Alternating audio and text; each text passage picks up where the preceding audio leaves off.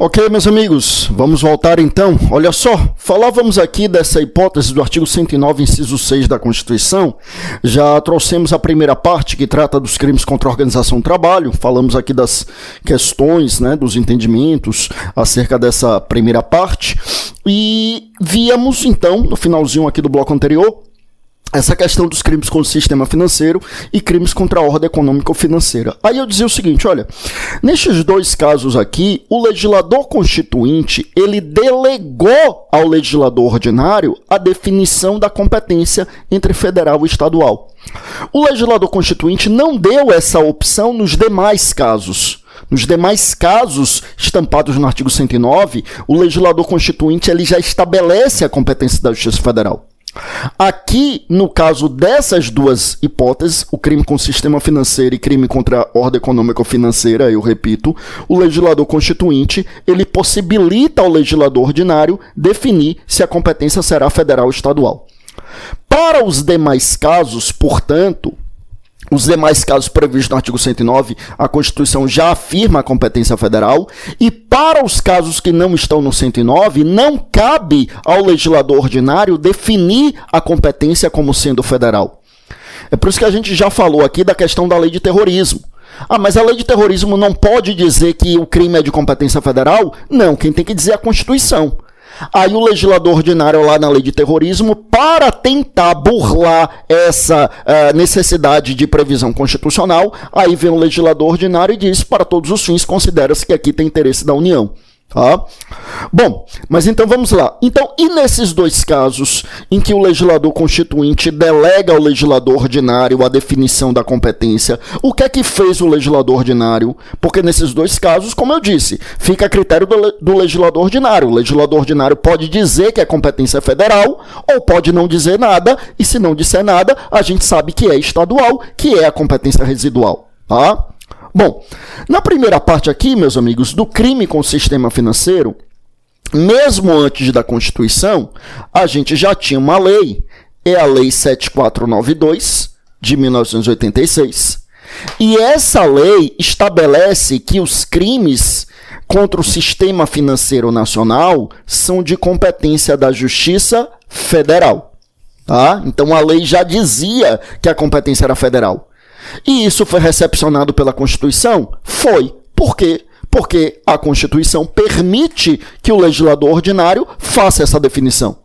Se a Constituição não tivesse previsto essa hipótese aqui, obviamente seria incompatível com a Constituição. Mas não, a Constituição previu que neste caso aqui do crime com o sistema financeiro, o legislador ordinário defina. E aqui o legislador ordinário definiu que a competência é federal. Tá? Então, crimes com o sistema financeiro são todos de competência da Justiça Federal. Então, aí entra o mais famoso de todos, que é a evasão de divisas, que é o artigo 22, parágrafo único. Entra aqui os crimes de gestão fraudulenta, de gestão temerária, artigos 3º e 4º da lei. Entra aqui as questões relacionadas à fraude ao sistema financeiro, à fraude na obtenção e execução dos financiamentos perante instituições financeiras, a realização de atividades que são próprias de instituição financeira sem que tenha autorização para tanto. Então, todos estão previstos na Lei 7492, que definiu a competência como sendo da Justiça Federal. Tá? Então, crime com o sistema financeiro é crime federal. Por quê? Porque a Constituição permite ao legislador ordinário definir, e o legislador ordinário assim definiu. Tá? Bom, agora, em relação aos crimes contra a ordem econômico-financeira, a gente não pode dizer a mesma coisa. Primeiro que nós temos duas leis que tratam de crimes contra a ordem econômica. Então, assim, na Constituição tem o nome de ordem econômico-financeira, no legislador ordinário, houve ali o emprego da expressão crime contra a ordem econômica. São duas leis, como eu mencionei. Primeiro é a Lei 8.137 de 1990. Essa lei aqui, meus amigos, ela é mais conhecida por ser a lei que trata dos crimes contra a ordem tributária. É que, na verdade, essa lei trata de 3 tipos de crime. Do artigo 1º ao 3º são os crimes contra a ordem tributária, que inclusive não são necessariamente federal, né? Podem ser federal ou estadual, a depender da natureza do tributo. Aí no artigo 4º tem a matéria crime contra a ordem econômica, e no artigo 7º tem os crimes contra as relações de consumo. Então essa é uma das leis que trata de crimes contra a ordem econômica, e no ano seguinte houve uma nova lei, é a Lei 8.176, de 91, que também trata de crime contra a ordem econômica. Então eu repito que a Constituição utiliza a expressão ordem econômico-financeira, mas as leis utilizam a expressão ordem econômica, né? Crimes contra a ordem econômica, tá? Bom, e nenhuma das duas leis previu a competência da Justiça Federal. Ou seja, no que se refere aos crimes contra a ordem econômico-financeira, que o legislador ordinário chamou de crime contra a ordem econômica, o legislador ordinário não definiu a competência como sendo federal. Poderia ter definido? Poderia. A gente acabou de ver que a Constituição permite ao legislador ordinário fazer essa definição. Só que o legislador ordinário não fez. Moral da história. Lá no crime com o sistema financeiro, é sempre crime federal, porque assim disse o legislador ordinário. Já no crime contra a ordem econômica, o legislador ordinário não disse nada. Por isso, crime contra a ordem econômica, em regra, é crime estadual. Em regra, o crime contra a ordem econômica é crime de competência estadual. Por que eu digo em regra? Porque, obviamente, pode aparecer alguma outra hipótese de cabimento da competência federal. Por exemplo, pode ser um crime contra a ordem econômica que seja contra bem, serviço e interesse da União, suas entidades autárquicas ou empresas públicas. Aí, obviamente, será crime federal. Tá bom? É isso, meus amigos. Volte comigo aqui para a tela. O que mais que a gente tem, então, em relação a essa temática? Então, dito tudo isso aqui, então, finalmente, a gente avança para o próximo inciso para tratarmos de mais hipóteses de competência da Justiça Federal. Olha, o inciso de número 7 e o inciso de número 8, eu, inclusive, coloquei aqui na mesma tela, porque eles não têm... A gente não tem muita coisa a falar em relação a eles, né? Até porque não trata de crimes especificamente, mas vamos a eles, né? Então, o inciso de número 7 diz assim, né, que compete aos juízes federais processar e julgar os habeas corpus em matéria criminal de sua competência ou quando o constrangimento provier de autoridade cujos atos não estejam diretamente sujeitos a outra jurisdição. Então, vamos lá. Então, os habeas corpus em matéria criminal de sua competência. Então, aquela coisa, a gente precisa conhecer as hipóteses de competência da Justiça Federal, que são essas todas hipóteses distribuídas em tantos incisos que nós estamos analisando, e aí, se houver um habeas corpus que diga respeito a alguma daquelas matérias, saberemos que a competência é federal. Então, um habeas corpus impetrado lá por alguém que está sendo investigado por um crime federal, né? Por um crime, sei lá, crime de tráfico transnacional de drogas, e o sujeito quer trancar a investigação criminal. Então, competência da Justiça Federal, né? Por quê? Porque o tráfico transnacional é crime federal e, portanto, o habeas corpus envolvendo matéria que é de competência criminal da Justiça Federal, o habeas corpus será também da Justiça Federal. Tá? Ademais, meus amigos, olha só o que mais a gente tem aqui. Aí o que mais a gente tem aqui é o seguinte, olha bem. Então, nós temos aí quando o constrangimento provier de autoridade, cujos atos não estejam diretamente sujeitos a outra jurisdição. Então, é aquela coisa, né? Como eu mencionei aqui, o sujeito ele está lá sendo investigado e a investigação é conduzida por um delegado federal. Tudo bem, se a investigação é conduzida por um delegado federal, então a competência para o julgamento do habeas corpus contra um ato imputado ao delegado federal é da Justiça Federal. E aí, Justiça Federal de primeira instância. Por quê? Porque não tem previsão para que seja de outra jurisdição, para que seja de outra instância, tá? Aliás, é interessante chamar a atenção para o seguinte: se o sujeito responde à investigação criminal e ele quer trancar a investigação criminal, a gente precisa saber como é que começou a investigação. Se é um inquérito policial que foi instaurado pelo delegado de ofício, né? Ali, por exemplo, o delegado instaurou de ofício, por ser crime de ação penal pública incondicionada, a gente sabe que o delegado, cabe a ele instaurar de ofício. Então, o delegado instaurou de ofício, então a autoridade apontada como coatora é o delegado. Então, quem julga o habeas corpus, o juiz federal de primeira instância. Mas se o delegado federal ali, ele instaurou o inquérito por requisição do Ministério Público Federal, por requisição de um procurador da República, perceba que ele está cumprindo a requisição, mas a ordem, né, emana do MP, do Procurador da República. Aí a autoridade apontada como coautora não é o delegado, é o membro do Ministério Público. E se a autoridade apontada como coautor é um membro do Ministério Público, aí o julgamento do habeas corpus compete ao tribunal, que no caso, aqui na área federal, seria o Tribunal Regional Federal. Tá bom? Volte comigo aqui para a tela.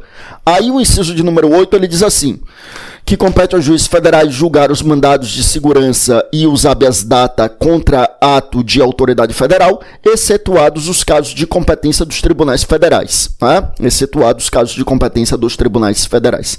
Então, veja, é claro que aqui, nesse inciso de número 8, nós temos uma hipótese de competência da Justiça Federal que é muito mais de interesse do processo civil do que do processo penal. Né? Habeas data é de interesse lá do processo civil e mandado de segurança quase sempre é de interesse do processo civil também. Mas, excepcionalmente, existe o mandado de segurança em matéria criminal. Por isso que eu coloquei aqui na tela e por isso que não coloquei os 3 primeiros incisos do artigo 109 que tratam exclusivamente de matéria relacionada ao processo civil. Aqui é quase que exclusivamente relacionado ao processo civil. Quase que exclusivamente, né? Mas é como eu disse, excepcionalmente a gente tem o mandado de segurança em matéria criminal, por isso que eu coloquei aqui, tá? Mandado de segurança em matéria criminal é algo excepcionalíssimo, mas acontece. Acontece, por exemplo, no bojo de um processo criminal, quando há uma violação ali a um direito líquido e certo não amparado por habeas corpus. Então, por exemplo, se o juiz, de algum modo, ele viola o direito de defesa, caberia a defesa ali impetrar habeas corpus até para trancar o processo, porque indiretamente pode reverberar na liberdade ambulatorial. Tá? Mas, e se no lugar de cercear o direito de defesa, o juiz cerceou o direito da acusação de produzir prova? Claro que aí não cabe habeas corpus, porque não tem direito de liberdade envolvido. Mas aí, em tese, se for uma decisão irrecorrível, poderia caber o mandado de segurança. Tem de ser decisão irrecorrível. Se cabe recurso, não vai caber o mandado de segurança. Tá? Bom, volta comigo aqui para a tela, meus amigos. Como eu disse, essas são hipóteses bem excepcionais, né, do mandado de segurança em matéria criminal. Existe, mas é realmente muito excepcional. Eu fecho então aqui e avanço para mais incisos. Aqui vai até o inciso 11, tá? Vamos então para o inciso de número 9. Né? Inciso de número 9 está aí na tela. Os crimes cometidos a bordo de navios ou aeronaves, ressalvada a competência da Justiça Militar. Então, se for navio ou aeronave militar, a gente vai ter ali a competência da Justiça Militar. Mas fora isso, a competência é da Justiça Federal. Quero chamar sua atenção para o fato de que o inciso 9 não utiliza a expressão não utiliza a expressão embarcações ou aeronaves, mas sim navios ou aeronaves. Então, quando a gente fala em embarcação, não é embarcação de qualquer porte, é apenas navio. O que é navio? Navio, tecnicamente, é uma embarcação de grande porte com aptidão para a travessia oceânica. Navio, eu repito, é uma embarcação de grande porte com aptidão para a travessia oceânica. Veja que não caberia falar em competência federal em crime praticado a bordo de iate, de lancha, de, sei lá, jangada, de nada disso. É só navio, embarcação de grande porte com aptidão para a travessia oceânica. Contudo, perceba que se o crime é praticado a bordo de navio, meus amigos, a gente tem a competência da Justiça Federal e não importa o tipo de crime, a natureza de crime. Na Justiça Federal, por exemplo, eu já tive a oportunidade de julgar crime de estupro de vulnerável. Ora, crime sexual na Justiça Federal é raro. É raro, né? Geralmente a competência é estadual. É muito raro a gente ter. Mas eu já tive 2 casos de estupro de vulnerável. Como estupro de vulnerável ocorrido a bordo de navio. Como eu atuo na Justiça Federal em Salvador. E Salvador é uma cidade que, além de ter o aeroporto internacional, tem um porto bastante movimentado, que recebe cruzeiros turísticos, né? Então, aconteceu por 2 ocasiões de crime de estupro de vulnerável ali ocorrido no interior da embarcação. Interior da embarcação ali na boate do cruzeiro turístico, e as vítimas completamente embriagadas, e completamente embriagada cai naquela hipótese de vulnerabilidade sexual, que é a hipótese em que a pessoa não pode oferecer resistência. E aí, vulnerabilidade sexual, e aí, pessoas que abusaram ali da vítima e que responderam e foram condenados pelo crime de estupro de vulnerável, tá? Então, já peguei, caso também, já tive a oportunidade de julgar também, crime de porte de droga para consumo pessoal.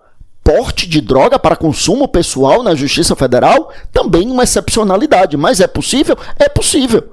Foi exatamente um caso também, sujeito que estava portando droga para consumo pessoal em um cruzeiro turístico, né? E aí, quando chegou no Porto de Salvador, aí o capitão do navio, que tem poder de polícia dentro da embarcação, entregou ali as autoridades, entregou ali a pessoa à Polícia Federal, tá? Então pode acontecer. Inclusive eu falei aqui do tráfico transnacional e a gente precisa lembrar, o tráfico de drogas, a priori, ele é crime federal quando ele é transnacional. Mas se fosse um tráfico interno praticado ali por intermédio do navio, no interior do navio, também teria crime federal. Porque, inclusive até o porte de droga para consumo pessoal, né?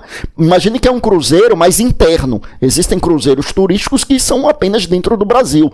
Sai de Salvador e vai até o Porto de Santos, vai até o Rio de Janeiro, acontece, né? Vai até Fernando de Noronha, tem cruzeiros turísticos internos. Se for em um navio, é crime federal, ainda que o tráfico seja interno. Por quê? Porque aí não é competência federal lá por conta do inciso 5. Aí é competência federal por conta aqui do inciso de número 9, tá? Ou seja, né, qualquer crime a bordo de navio. Então, xingou uma pessoa a bordo de navio, crime contra a honra é crime federal. Agrediu uma pessoa a bordo de navio, a lesão corporal é crime federal e por aí afora. Matou alguém a bordo de um navio, esse crime de homicídio vai a júri e é júri na Justiça Federal, tá? Existe júri na Justiça Federal. É igualzinho à Justiça Estadual. A diferença é que quem preside é um juiz federal e não um juiz de direito. Quem acusa é um procurador da República e não um promotor de justiça. No resto, a gente segue o CPP igualzinho, tá? É raro acontecer, mas tem sim júri na Justiça Federal, tá? Bom, agora veja comigo aqui, meus amigos. Então, olha só. Então, os crimes cometidos a bordo de navio ou aeronave. Então, como eu falei, navio não é qualquer embarcação, é embarcação de grande porte com aptidão para travessia oceânica. Já quando se fala em aeronave, perceba que o inciso 9 não faz distinção em relação ao porte da aeronave. Então, aqui, meus amigos, é crime federal, crime praticado a bordo de qualquer aeronave. Não importa, meus amigos, se é uma aeronave, um Boeing, um teco-teco, monomotor, não importa, helicóptero também é aeronave. O STJ entendeu que balão é aeronave, né? Nós temos um livro, Crimes Federais, que a gente defendia a ideia no sentido de que não haveria a competência da Justiça Federal por força do balão não ser tecnicamente aeronave, mas o STJ foi em outro sentido. Para o STJ é crime federal sim, né? É aeronave, né? Enfim, mas o fato é que aqui é aeronave de qualquer porte, então será crime federal, tá bom? Volte comigo aqui para a tela, meus amigos. Que mais que a gente tem? Tem uma coisa importante. Olha, é crime federal ainda que a aeronave esteja em solo. Isso é importante porque antigamente tinha em doutrina, antes da jurisprudência consolidar essa ideia, em doutrina muita gente entendia que só seria crime federal na hipótese, meus amigos, de a aeronave estar voando. Por quê? Porque se entendia que o objetivo do legislador constituinte era a tutela do espaço aéreo nacional, que é considerado bem da União. Só que aí veio o STJ e disse não. Onde o texto não diferencia, não cabe ao intérprete diferenciar. É uma das máximas da interpretação, né? Onde o texto não diferencia, não cabe ao intérprete diferenciar. E aqui o texto não diferenciou se a aeronave está em voo ou está em solo. E por isso entendeu o STJ, e hoje é pacífico, que ainda que a aeronave esteja no solo, mas se o crime é a bordo de aeronave, é crime federal. Então, a aeronave ainda não decolou, mas uma aeronave comercial, imagina ali um avião comercial, vai fazer uma viagem, ainda não decolou, mas um dos passageiros começa a procurar confusão, agrediu alguém, essa lesão corporal é crime de competência federal, ainda que o crime é praticado ainda ali no solo, tá? Bom, mas desde que dentro da aeronave, tá? Desde que a bordo da aeronave, tá?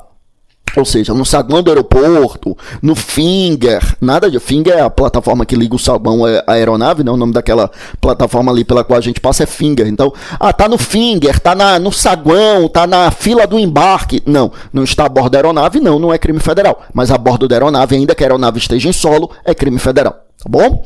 Lembrando que, ressalvadas a competência da justiça militar, né? Ou seja, não estamos falando de militares a bordo de aviões militares, né? Bom, volte comigo para a tela, meus amigos, para a gente caminhar aqui para fechar 2 incisos só. Olha o inciso de número 10. Os crimes de ingresso ou permanência irregular de estrangeiro, a execução de carta rogatória após o exequatur e as sentenças estrangeiras após a homologação, os casos referentes à nacionalidade, inclusive a respectiva opção e a naturalização. Vamos lá. Olha bem, então, os crimes de ingresso ou permanência irregular de estrangeiro, vou ficar por aqui. Os crimes de ingresso ou permanência irregular de estrangeiro, veja, lembra que a Constituição ela não define crimes. No máximo, a Constituição traz os mandados de criminalização, ou seja, a Constituição manda o legislador ordinário criminalizar determinada conduta. Então, aqui na Constituição, diz que é competência federal o crime de ingresso ou permanência irregular de estrangeiro.